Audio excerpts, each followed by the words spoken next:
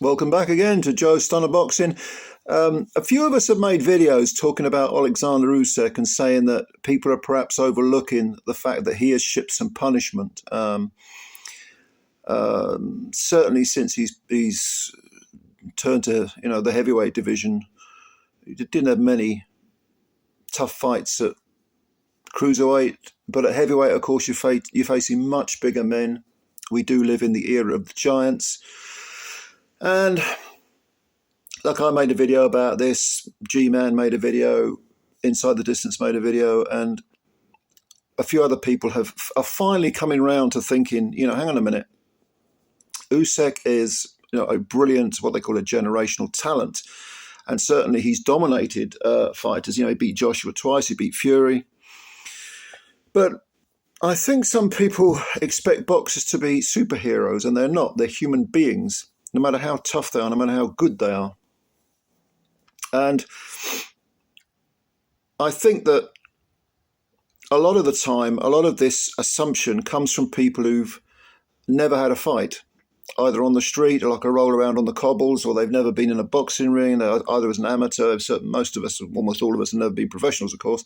I messed around when I was a kid, but you can put a pair of gloves on. It don't mean you're a boxer. You can go to a gym and or you can do a bit of road work. It don't mean you're a boxer. It's a skill. It has to be learned. It has to be, refined, and so on and so forth. So I'm not staring down my nose at anyone. Boxing fans, the vast majority of boxing fans have not had any kind of sparring experience, for example. So I think they forget that being punched on the nose hurts, being hit on the jaw hurts, and especially, and I speak from experience, being banged to the body hurts. Because when I was a teenager, I was 6'1" and I weighed about 10 stone. I was a very, very tall for the weight I was. I'm about 5 stone bigger than that now, a lot more than that. But, these are not supermen. And even if it looks like your career is a one-sided dominance of all your opponents, doesn't necessarily mean that you're not picking up miles on the clock. You're not picking up damage. You're not being gradually ground down. Now, in my previous video, and certainly in this video, and in all the videos I do, I'm not suggesting that Usyk is on the slide. At the very most, you could say he's probably a little bit over the peak, maybe, but still a magnificent fighter. I'm an enormous Usyk fan. I love watching him. I think it's like watching a master at work.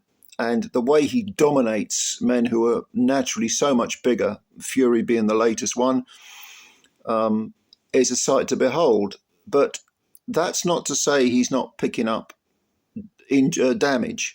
And as you get older, you might get injured. It takes longer to recover because the body doesn't repair itself as quickly. Usyk willingly admitted after the Fury fight he was exhausted. He had superficial damage on the face, but that can be quite deceptive.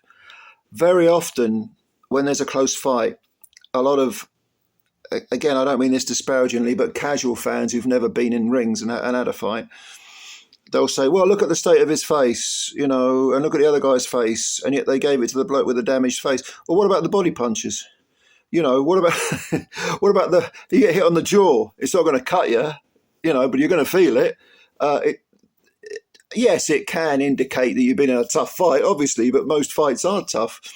But a cut eye, for example, doesn't necessarily denote that you're the loser. I think people overlook this. And with Usyk, I think if you look at like for example, we didn't see Usyk buzzed in any shape or form, and apart from that bit, again, I'm talking about Fury against Fury now, apart from that little purple patch in the middle when Fury landed a fantastic uppercut, which I thought, woo, that was a woo moment. That's not going to leave a cut, is it? But that was the punch that hurt him the most. Now, he did deny in that face-to-face that a body punch had hurt him. I think body punches do hurt Usyk. I think that might be his Achilles heel or Achilles solar plexus. We have to go back, of course, to the Dubois fight. Interestingly, I think Duke McKenzie, who I made a video about Duke's comments about the first Fury Usyk fight earlier today, and Duke said he thought that the it wasn't a low blow that Dubois landed against Usyk. I think that's what he said. I think it was. I think it was, it was marginal, but I thought it was a low blow. But even if whether it was or wasn't, Usyk was clearly hurt, okay? And he took the 5 minutes and he probably milked it as you're entitled to do. But I don't. But when I do think that we overlook the fact that Usyk has had, an arduous heavyweight stint. Chisora, the first half of that fight was tough. The two Joshua fights, the Fury fight, he's got another one coming. I mean, Fury outweighs Usyk in terms of natural weight, probably by about 50 pounds. Probably more. Thinking about it, 60 pounds. I'm talking natural weight now. And I think Usyk has settled into that sort of 220, 222 mark, but that's still not as big as.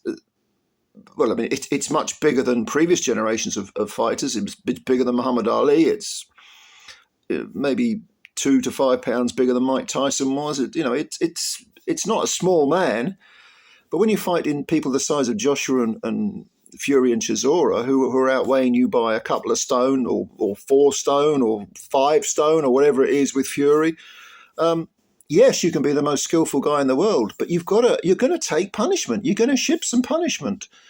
And this kind of grinds you down. But again, boxers are not superheroes. They're not superhuman. So I think when people, because an awful lot of people in the comment section of my previous video said, oh, what are you talking about? Usyk toyed with Fury and he'll win by knockout next time. And blah, blah, blah. Well, he might win by knockout next time. You're right. But you're overlooking the fact that he's never come close to losing, regardless of a couple of the, majority decisions, split decisions, whatever they've been. He's never come close to losing, though, in reality. But don't think that, the miles aren't accumulating on the clock, because they are. And bear in mind also that, what is he now, 37 now, Usyk?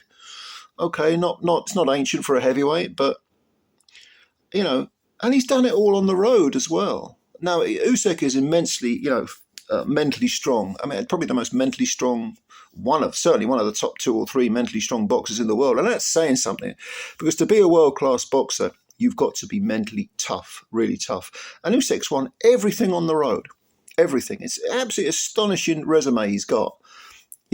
His cruiserweight reign alone is enough to get him to the Hall of Fame. And now, of course, we know what's going on in Ukraine. He's not likely to fight over there anytime soon. He had the Dubois fight in Poland, which is next door to Ukraine.